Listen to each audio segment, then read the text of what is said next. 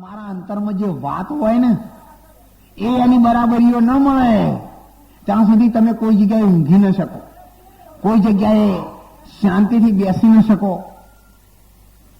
એ વાત મૂકવાની જગ્યા માણસના વિશાળ હૃદયવાળાના ત્યાં હોય છે.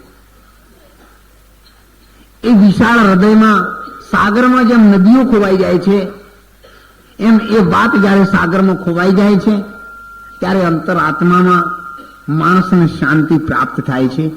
શાંતિની શોધમાં આ જીવ રાત અને દિવસ ફરિયાદ કરે છે, ક્યારે કઈ કઈ મેળવી શક્યો નથી અને ભવિષ્યમાં પણ મેળવવાનું નથી. જો કદાચ આ જગતમાં મેળવવા જેવી કોઈ પણ વસ્તુ હોય અને ક્યારે કોઈને પ્રાપ્ત થયું હોય તો ફક્ત એક ભગવાન. ક્યારે કોઈને પ્રાપ્ત ન થયું હોય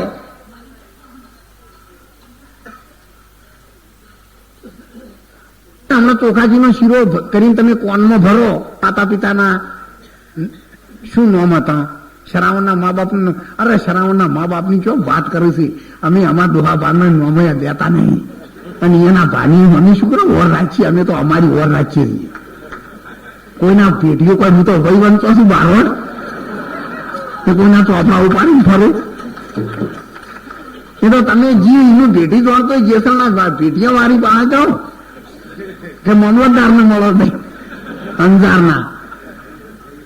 એ કોમ અમારું નથી.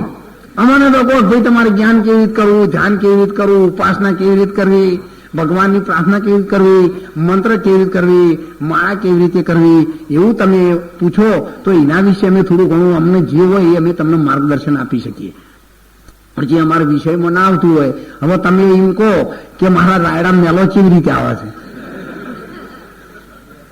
એ તો કોઈ રાયડો અમાર પકડવાનો છે. એટલે જો જનું નથી પારખું ત્યાં ત્યાંનું શું કોણ છે? ધોબી વસીને શું કરે જો નાગા બાવાનું ગોમ છે? એને શું કરે? સ્ત્રીની દુકાન ખોલે. એને ખબર છે કે આ તો ગોઠની મૂડીએ જાય એવી છે. એટલા માટે સંતના શાસ્ત્રોએ આપણને જે માર્ગે દોરેલા છે એ માર્ગ તરફ જો આપણે જઈશું તો જરૂર આપણા જીવનમાં આપણે કંઈક પ્રાપ્ત કરી શકીશું. અને એટલે સંતના શાસ્ત્રોએ કહ્યું છે કે આ માનવ દેહ ફરી ફરીને નહીં આવે.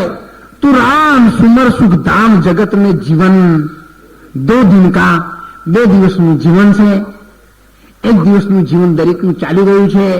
જન્મ લેવાનો ફક્ત 1 જ દિવસ બાકી છે અને એ પણ મરવાનો. એટલું જ આપણી પાસે બેલેન્સમાં છે. એટલે એના પહેલા કંઈક જો થાય તો તમે કરજો, નહીતર પોકાર કર્યો છે. અરે હંસલો